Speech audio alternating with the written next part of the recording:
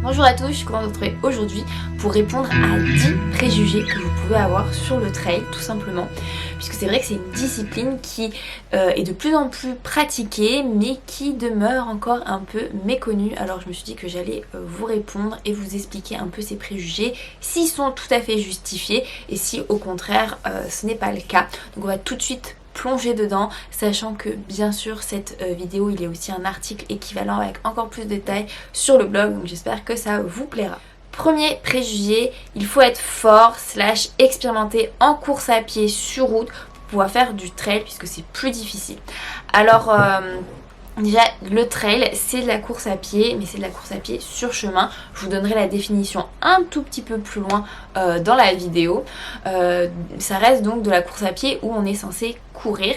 Et c'est vrai que quand on se dit, bon bah je suis censée courir en montagne, la montagne, ça monte, ça descend, il y a des racines, il y a des cailloux, donc c'est forcément plus difficile.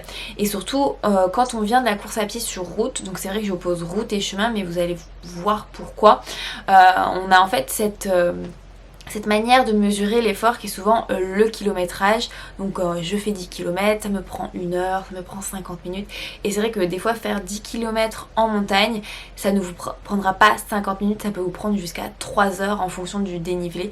Ce qui peut paraître énorme, mais c'est pour ça que forcément le trail de prime abord et en théorie c'est plus difficile que la course à pied pour un même kilométrage, mais c'est en fait ne pas considérer le dénivelé quand on choisit une course tout simplement, puisque si on prend en fait 1 heure en montagne et 1 heure en course à pied, ce n'est pas plus dur, c'est juste un effort différent.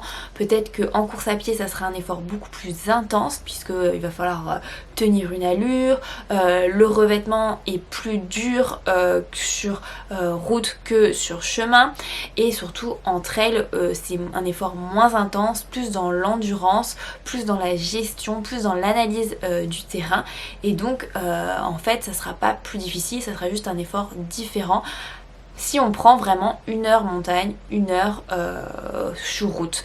Et c'est pour ça que je vous invite à chaque fois que vous regardez du trail à considérer en fait le dénivelé avant de vous inscrire à une course. Puisque c'est vrai que quand on a tendance à venir de la course, on dit bon bah tiens, si je sais faire 10 km sur route, je peux faire 10 km en trail, et c'est en fait négliger le dénivelé qui est associé à cette course. Ou par exemple sur 10 km, on peut avoir un 10 km vraiment vertical avec on va dire 1000 de D+, dans les dents, et ça je peux vous assurer que ça pique très très très fort, et forcément on va pas le faire, on va pas le torcher aussi vite. Il faut aussi considérer l'altitude à laquelle vous allez faire votre trail, la technicité, et tout ça en fait ça rentre en ligne de compte pour évaluer une difficulté d'une course. Et c'est donc plus difficile d'évaluer la difficulté d'une course par rapport à de la course à pied, sur route bien sûr. Donc si vous considérez à chaque fois tous ces paramètres, et ben quand vous avez fait par exemple des 10 km sur route, et ben les trails que vous allez faire vont être plus courts au début. Ça va être des trails je sais pas de 7-8 km avec du dénivelé comme 600-700 mètres de dénivelé maximum. Et si on considère, quand on prend en fait cette petite mesure qui est souvent très utile, 1 km 100 mètres de dénivelé égale 1 km sur route, même si honnêtement des fois ça peut être... c'est une mesure pratique pour évaluer la difficulté. Personnellement je trouve que oui c'est pratique, mais dans les faits souvent c'est encore plus dur, puisque des fois ça peut être 100 mètres de dénivelé hyper technique, très difficile à faire, et 100 mètres de dénivelé des fois en très haute altitude c'est encore plus difficile. Donc c'est un bon outil pour mesurer la difficulté, mais des fois il faut un peu en rajouter quoi. Donc c'est pour ça que quand vous choisissez un trail, regardez le dénivelé. Et donc si vous choisissez un trail de 8 km avec on va dire 700 mètres de dénivelé, c'est comme si vous faisiez un 15 km sur route. Donc c'est tout de suite plus du tout le même effort qu'un 10 km sur route. Voilà pour ce premier préjugé. La réponse c'est... non, c'est pas plus difficile si on s'est entraîné, si on choisit un trail qui est adapté à son niveau, à ce qu'on fait sur la route. Il n'y a pas de raison que ce soit plus difficile. Et forcément, on se dit, est-ce qu'il faut être plus expérimenté ? La réponse est forcément, si vous êtes débutant, c'est plus difficile de se lancer sur du trail à cause de cette variation montée, descente, parce que quand on débute, on n'a pas forcément un cardio entraîné, on n'est pas forcément hyper musclé, donc quand on débute, il vaut mieux se tourner vers du plat, mais dès qu'on a un peu plus d'expérience, le trail c'est vraiment génial, mais vous n'avez pas besoin d'avoir fait un marathon, fait des semi-marathons pour vous lancer sur des trails, c'est juste en fait pour débuter, il faut travailler son cardio, travailler un peu son endurance, mais je peux vous assurer que ça vient, vous n'avez pas besoin d'une expérience de plusieurs années, même si c'est vrai que les personnes qui font du trail sont un peu plus âgées, que les personnes qui vont, la moyenne d'âge on va dire est un peu plus élevée que sur la route, mais ça veut pas dire que vous avez besoin d'attendre 40, 50 ans pour faire du trail. Voilà, pour le côté expérience, pour le côté le trail c'est plus dur, c'est plus difficile. Vous avez votre réponse. Donc j'ai fait préjugé 1 et préjugé 2 ensemble, je viens de m'apercevoir que j'ai fait faut être très fort et le trail c'est plus difficile, donc voilà, je me suis un peu embrouillée, mais au moins vous avez le préjugé 1 et 2 en même temps. Le préjugé 3 c'est on ne peut pas faire ou s'entraîner en trail si on vit en ville, et ça j'ai tout de suite envie de vous dire c'est faux, c'est archi faux. Là vous le voyez pas mais je vis en ville, là j'ai derrière, je pousse un peu mon rideau et je ne vois pas de très très belles montagnes dans mon jardin. Et je dois dire que moi quand je prépare un trail, 90% de mes entraînements demeurent de course à pied demeurent en ville, et en fait il s'agit juste de jouer avec le dénivelé, le mobilier urbain que vous avez autour de vous, et c'est pas forcément du dénivelé énorme. Moi j'ai une petite côte à côté de chez moi qui doit être inclinée on va dire à 8%, donc qui est bien méchante, qui me permet en fait de fractionner en côte, donc je monte et je descends plusieurs fois cette même petite montée qui doit faire aller 150 mètres maximum, mais ça suffit pour bien m'entraîner. J'ai un petit parcours par chez moi avec un parc où il y a pas mal de montées, de descentes, de relances, qui fait que ça muscle mon cœur, ça m'habitue à faire des relances en trail, et j'ai d'autres petits parcours qui me permettent aussi de courir dans des parcs, sur des chemins, tout ça en ville. Voilà, et je suis sûre que là où vous habitez, vous pouvez en fait trouver une petite montée, trouver un petit parc, trouver un endroit où il y a un peu, comme on dit en anglais, hilly, donc il y a des petites variations de terrain et pas forcément des grosses montées. Alors c'est sûr que il faudra faire l'effort, si vous préparez un trail, d'aller un peu en forêt, d'aller un peu dans des endroits où il y a un peu plus de dénivelé pour randonner ou pour faire un entraînement vraiment trail, pour vous habituer à de longues montées qui peuvent des fois durer 1 heure en fonction du trail que vous allez choisir. Mais globalement, vous pouvez tout à fait vous entraîner en ville. Il n'y a pas de raison de ne pas pouvoir le faire. Et je pense que les personnes d'ailleurs qui font du trail et qui habitent en ville, il y en a énormément. C'est même certainement la majorité des gens. Je trouve qu'ils ont plus de mérite que les personnes qui ont littéralement une montagne à côté de chez eux. Parce que franchement, c'est la galère. Et effectivement, de se dire oui il faut que je prenne le RER, oui il faut que je prenne la voiture pour aller m'entraîner, et bah ça peut arriver on va dire une fois dans la semaine si vous pouvez, ou ça va arriver plusieurs fois dans votre préparation, mais peut-être pas toutes les semaines si vous arrivez à avoir chez vous près de votre domicile un endroit cool où vous pouvez vous entraîner. Donc c'est pas vraiment, on n'est pas obligé tout de suite aller à la montagne, tout de suite aller en forêt pour s'entraîner, et je tiens à vous rassurer.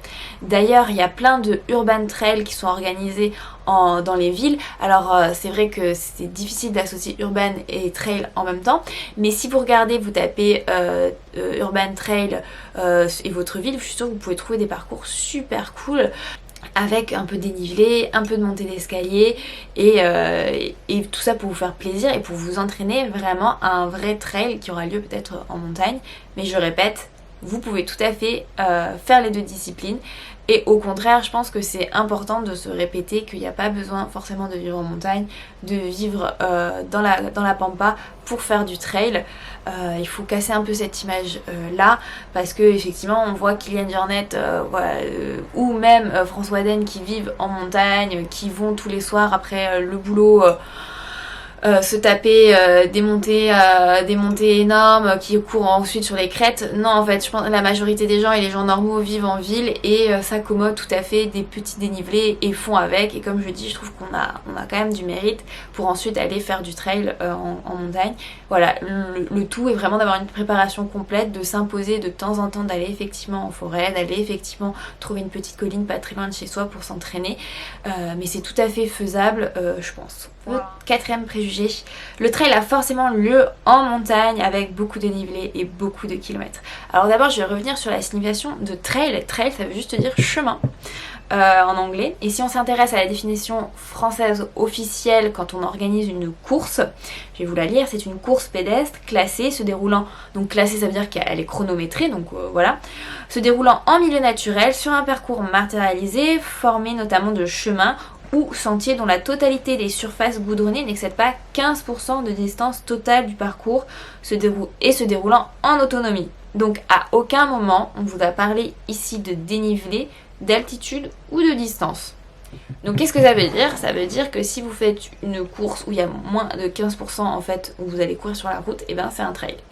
Et je suis sûre que si vous tapez trail et le nom de votre ville ou de votre département, vous allez trouver plein de trails. En fait le trail c'est juste aller en nature et on va dire courir, avoir un chrono, voilà. Donc vous pouvez avoir du trail en Bretagne, il n'y a pas de souci. Vous pouvez avoir du trail en Picardie, vous pouvez avoir du trail en Aquitaine, vous pouvez avoir du trail partout en fait. Il n'y a pas besoin d'être dans les Alpes ou dans les Pyrénées, ou dans les Vosges, ou dans le Massif central, ou dans les Cévennes pour faire du trail. Et ça c'est important de vous le dire, parce que moi je trouve qu'en plus ce qui est génial pour le trail, c'est que vous allez découvrir en fait des zones naturelles très proches de chez vous et que vous connaissez peut-être même pas.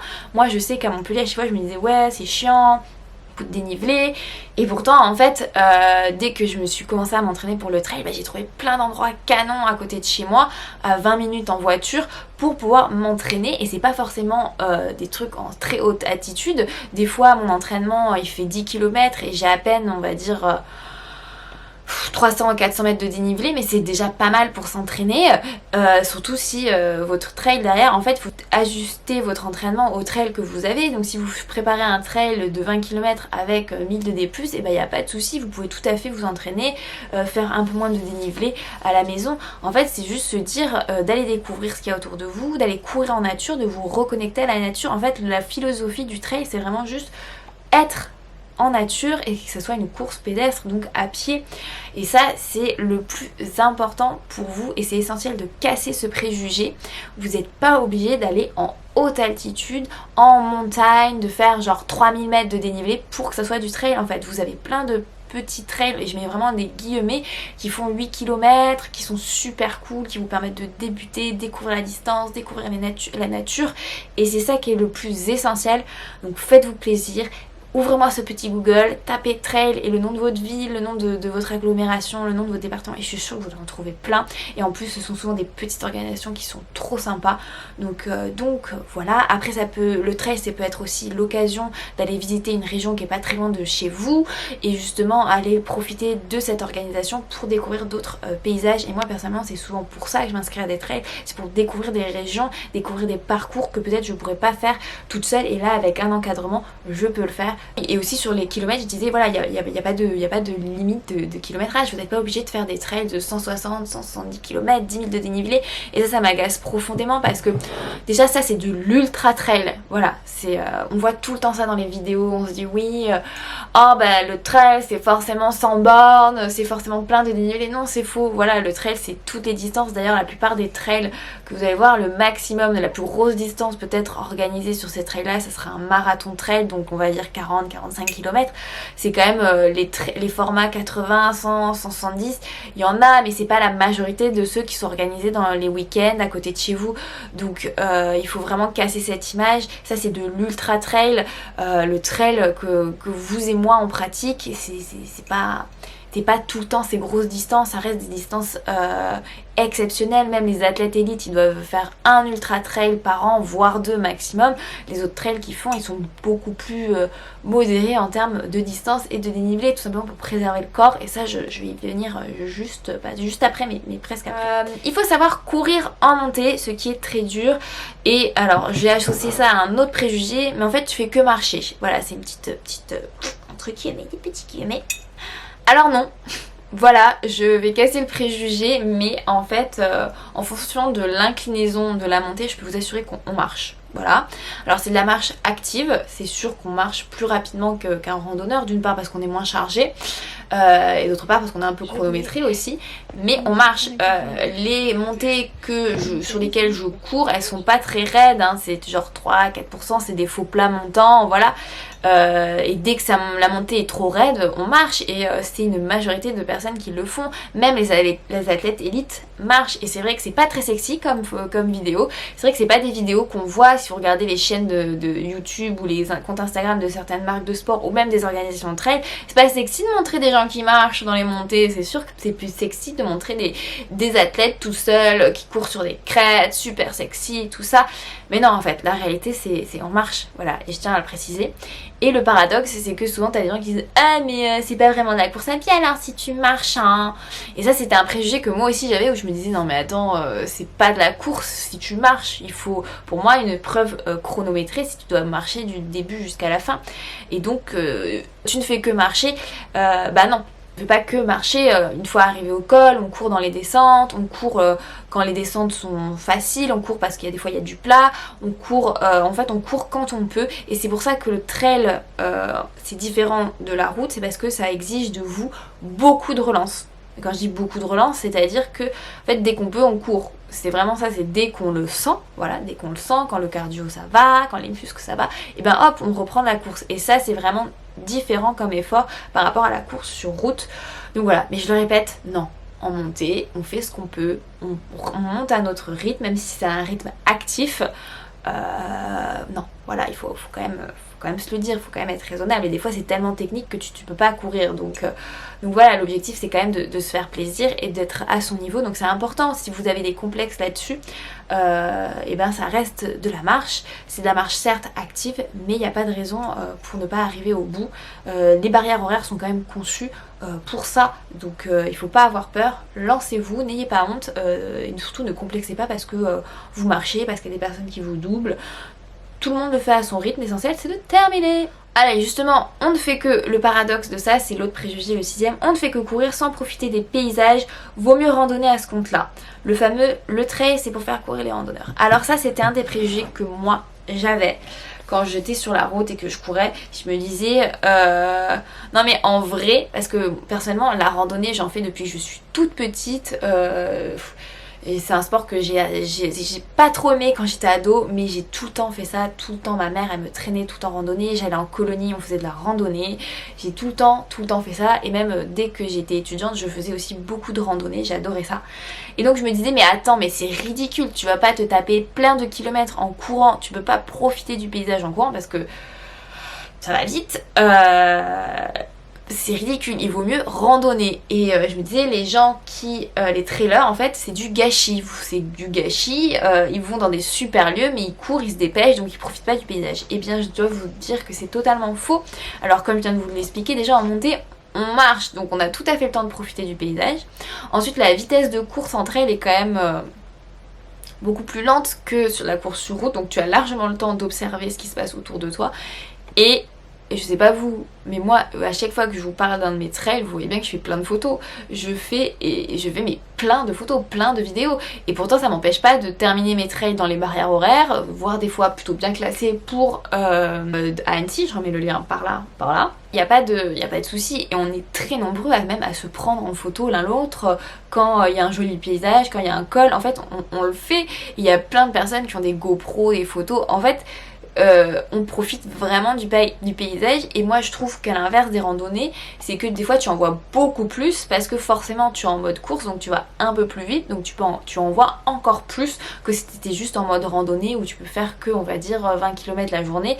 Là sur un marathon de trail t'en fais 45 dans la journée, et ben alors là je peux t'assurer que tu en vois du paysage, tu en vois beaucoup et tu le savoures parce que franchement magnifique et tu t'en prends plein les yeux. Et moi perso si je fais du trail c'est pour les paysages.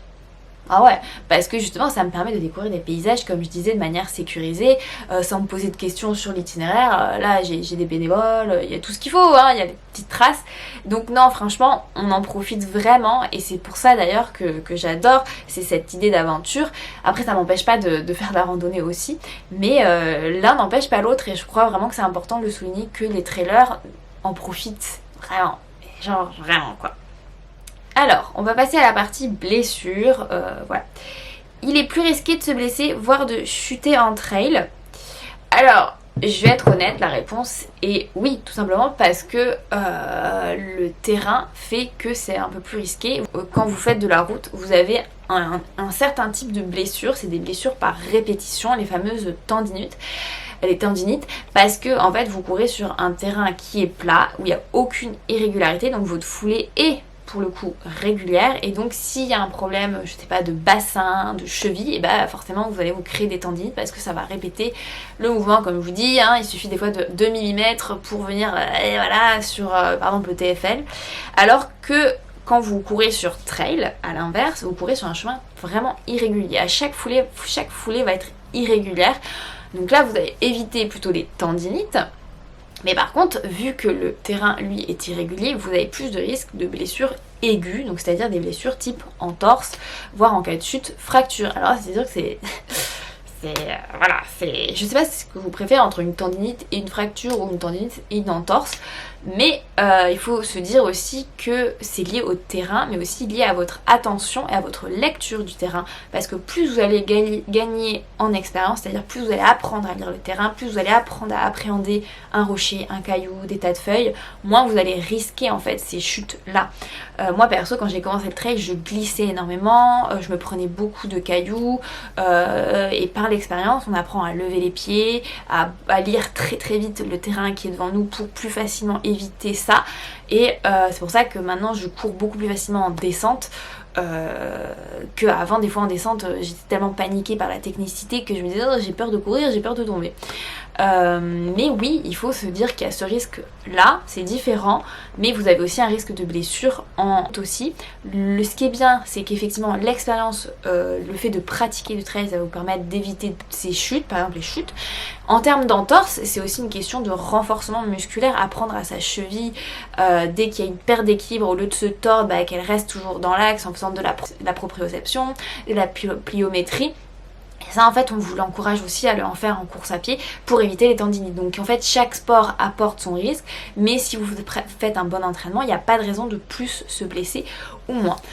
Ce qui m'amène à l'autre préjugé, qui est le 8e, le trail est plus traumatisant pour les articulations. Et ça en fait, j'ai envie déjà de vous dire que la course à pied, route ou chemin, est traumatisant pour les articulations. Car quand vous courez, en fait, les articulations, elles amortissent en fait et encaissent le poids de votre corps sur la chaussée, route ou chemin. Et il faut savoir que les articulations sur route encaissent environ 6 fois le poids de votre corps par foulée. Je vous laisse faire le calcul parce que c'est assez impressionnant. C'est d'ailleurs pour ça que moi je fais de plus en plus de vélo, même si j'adore courir, mais je fais aussi beaucoup de vélo pour compenser en fait, on va dire, et éviter de trop abîmer mes articulations.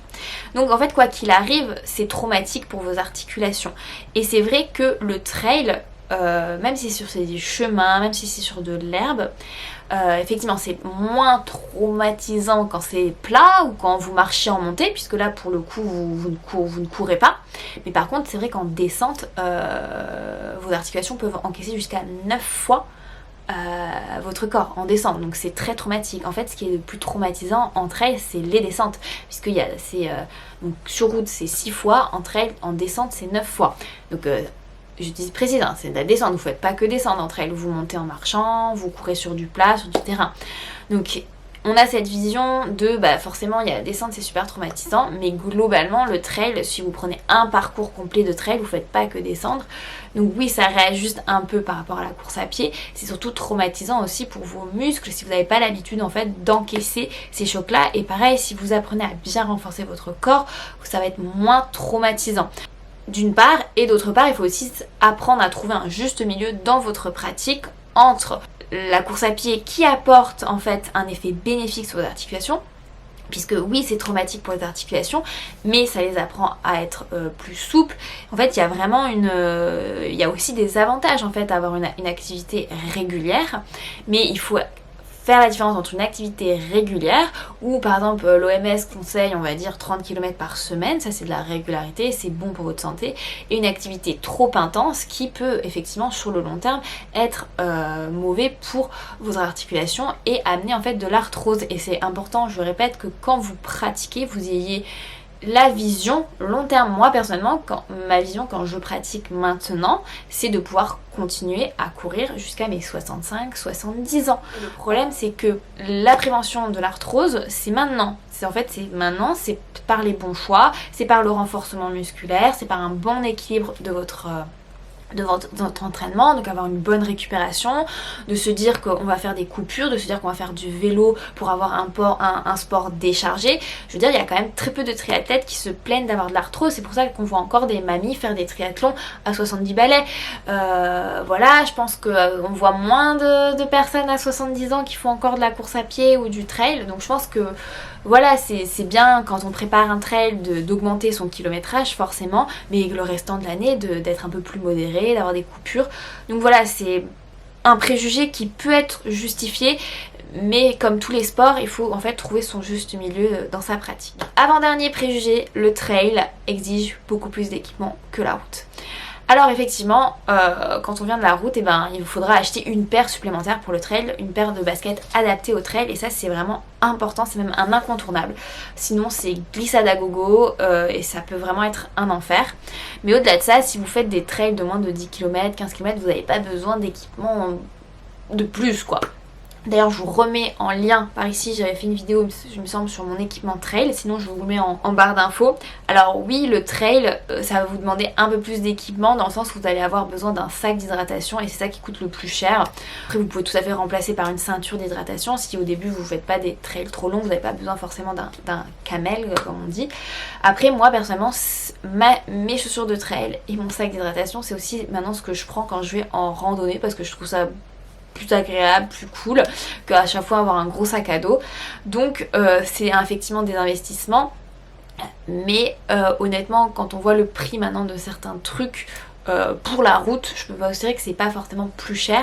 Après oui, quand vous allez faire des trails très longs, on va vous demander des équipements comme une couverture de sécurité, un kawaii, mais tout ça finalement c'est des équipements que vous pouvez aussi tout à fait, donc par exemple le kawaii utiliser sur vos entraînements, utiliser sur la route. Donc en fait c'est pas des équipements juste pour le trail, c'est des équipements qui d'une part sont pour votre sécurité quand vous faites du trail, qui sont pour votre autonomie.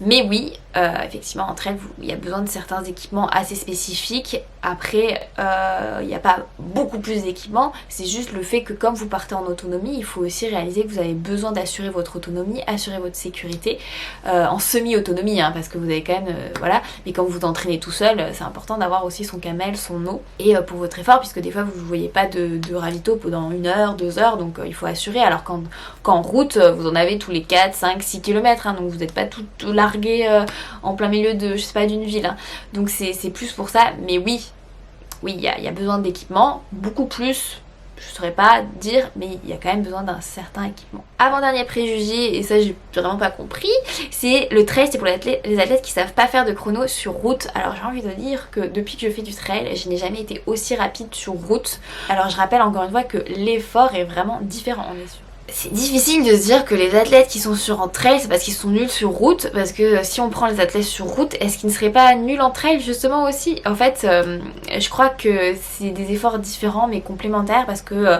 quand vous prenez souvent de certains athlètes, c'était assez intéressant de le voir, parce que Kilian Jornet très connu, qui a fait aussi de la route, qui a fait de temps en temps des courses sur route et excellent en fait. Donc faut se dire que c'est pas parce qu'on est nul sur route qu'on va sur trail.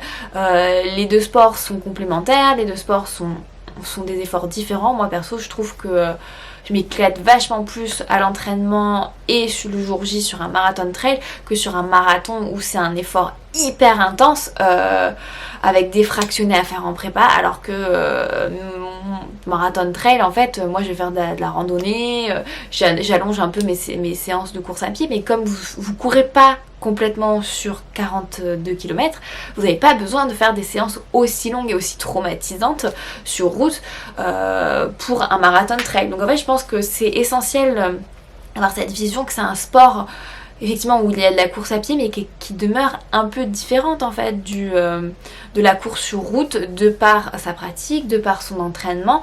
Et vous pouvez tout à fait en fait ne pas aimer la route et faire du trail pour les paysages, et ne pas aimer le trail parce que vous avez effectivement peur du terrain, peur en fait par exemple avoir des vertiges, sachant que je le répète, le trail c'est pas forcément que de la haute montagne et vous pouvez tout à fait faire du trail en plaine.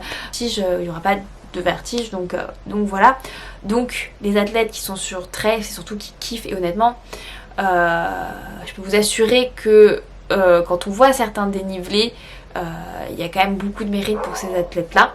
Je respecte les gens sur route où je me dis purée, c'est tellement difficile en fait de s'imposer ces fractionnés là, la route, pour moi c'est devenu quelque chose d'assez ennuyeux. Quand je trouve ça cool faire des semis, des marathons pour l'ambiance, pour tout ça, mais c'est vrai que ce que j'aime maintenant dans le trail, hein, parce que j'aime les deux, mais ce que j'aime aussi dans le trail c'est cet aspect aventure, cet aspect paysage. Et donc je pense que c'est important d'avoir les deux. Les deux sont cool. Si vous êtes bon en route, ça se trouve vous serez excellent en trail. Et peut-être que si vous êtes bon en trail, vous serez excellent en route. Donc les vases sont vraiment communicantes. Voilà, je pense que j'ai fait le tour des préjugés. Si vous en avez d'autres, n'hésitez pas à me les mettre en commentaire et je pourrais compléter tout ça. En tout cas cette vidéo c'est un peu une introduction à plein d'autres petits contenus autour du trail, débuter le trail, sachant que j'avais aussi reçu pas mal de questions sur comment préparer son premier trail. N'oubliez pas que sur le Dumdido Atelier, donc c'est mon site de coaching en ligne, il y a plein de préparations et de conseils pour vos premiers trails. Je vous remettrai les liens à ce sujet dans la barre d'infos. J'espère que cette vidéo vous a plu, n'hésitez pas à me laisser un petit like et surtout à vous abonner à ma chaîne YouTube pour davantage de contenu. Je vous donne également rendez-vous aussi sur mon Strava, puisque c'est là aussi où je fais du trail et du vélo. Je vous mets le lien, enfin les infos ici, puisque mon pseudo Strava est le même que mon pseudo Instagram, vous pouvez me retrouver par là. Voilà, j'espère que cette vidéo vous a plu et je vous dis à très vite, bye bye.